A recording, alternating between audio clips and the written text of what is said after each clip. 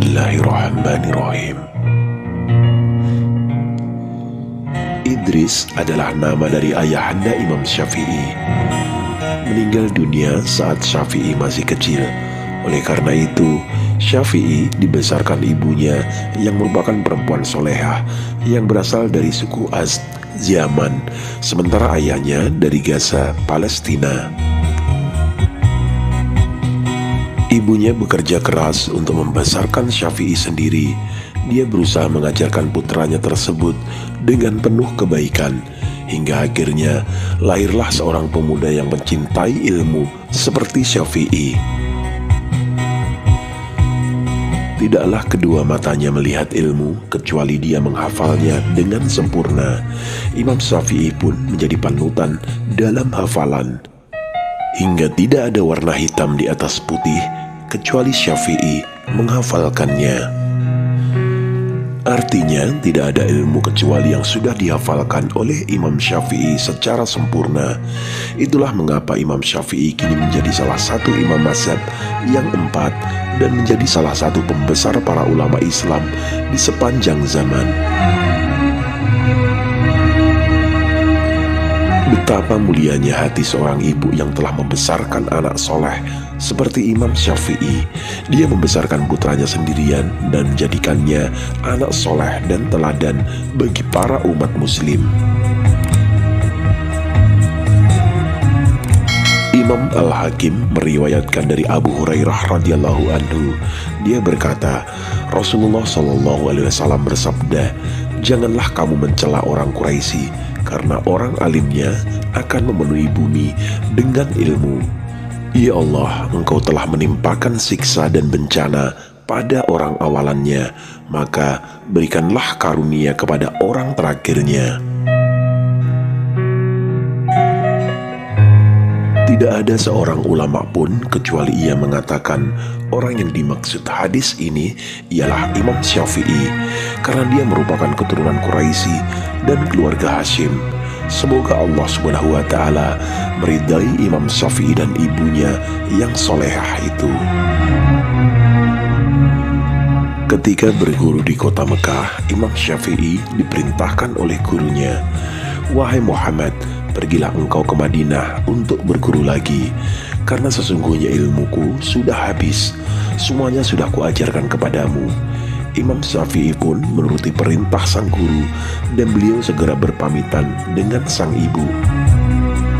Berkatalah sang ibu, "Pergilah engkau menuntut ilmu di jalan Allah Subhanahu wa Ta'ala, kita akan bertemu nanti di akhirat."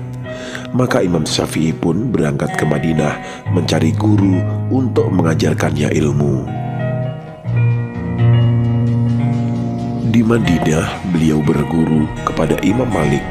Tak butuh waktu lama, Imam Syafi'i langsung menyerap ilmu yang diajarkan Imam Malik, sehingga semua orang terkagum-kagum dibuatnya, termasuk sang guru yang pada saat itu merupakan ulama tertinggi di Madinah. Imam Syafi'i pun menjadi murid kesayangan Imam Malik. Imam Syafi'i kemudian mengembara ke Irak dan menimba ilmu di sana. Beliau berguru kepada murid-muridnya Imam Abu Hanifah dan Imam Hanafi. Meski sudah banyak menyerap ilmu di Irak, Imam Syafi'i belum ingin pulang karena belum ada panggilan dari ibunya. Di Irak, Imam Syafi'i berkembang menjadi murid yang terkenal sangat pintar dan tercerdas, sehingga dalam waktu singkat ia sudah diminta untuk mengajar.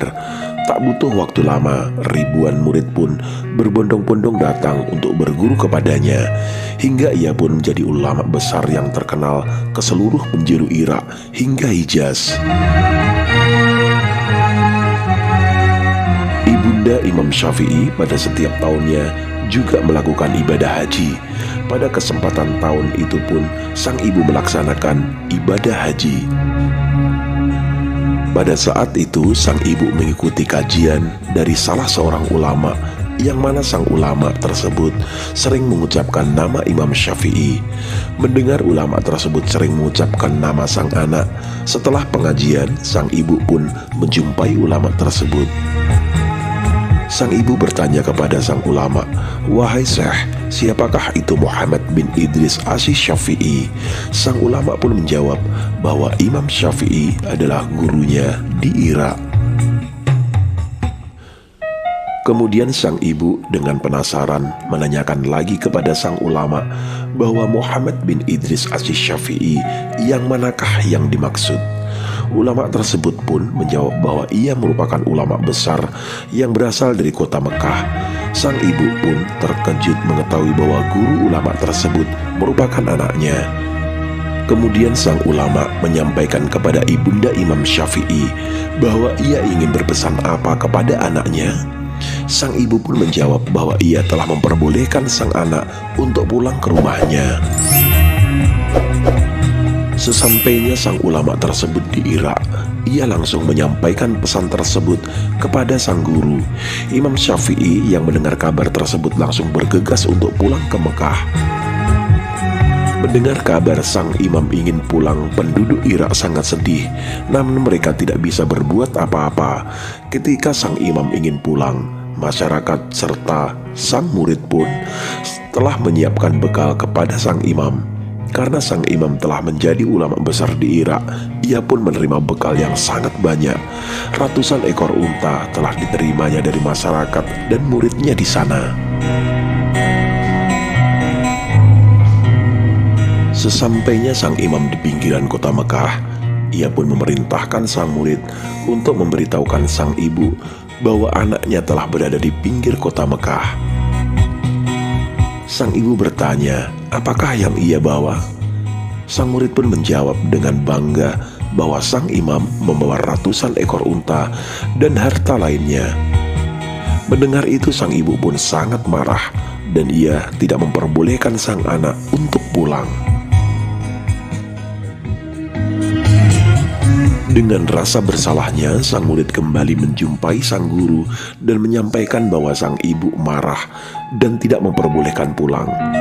Mendengar berita itu, sang imam sangat ketakutan dan menyuruh sang murid untuk mengumpulkan seluruh orang-orang miskin di kota Mekah. Kemudian ia memberikan seluruh harta yang ia bawa, hingga yang tersisa hanya kitab-kitab dan ilmunya. Kemudian sang imam memerintahkan sang murid untuk memberitahu sang ibu tentang hal ini. Setelah mendengar kabar tersebut, sang ibu pun memperbolehkan sang imam untuk pulang. Sekalipun hidup dalam kemiskinan, kecintaan Imam Syafi'i tak sama sekali membuatnya pantang menyerah dalam mencintai Islam dan menimba ilmu Islam. Beliau sampai harus mengumpulkan pecahan tembikar, potongan kulit, pelepah kurma, dan tulang unta semata-mata demi kecintaannya dalam menulis Islam. Sampai-sampai tempayan-tempayan milik ibunya penuh dengan tulang-tulang, pecahan tembikar, dan pelepah kurma yang telah tertuliskan hadis-hadis Nabi. Dan inilah doa dari ibunda tercinta Imam Syafi'i kepada anaknya yang akan pergi menimba ilmu. Ya Allah, Tuhan yang menguasai seluruh alam, anakku ini akan meninggalkan aku untuk berjalan jauh menuju keridhaan-Mu. Aku rela melepaskannya untuk menuntut ilmu pengetahuan peninggalan pesuruh-Mu. Oleh karena itu, aku bermohon kepadamu ya Allah, permudahkanlah urusannya, peliharakanlah keselamatannya, panjangkanlah umurnya, agar aku dapat melihatnya sepulangnya nanti dengan dada yang penuh dengan ilmu pengetahuan yang berguna. Amin.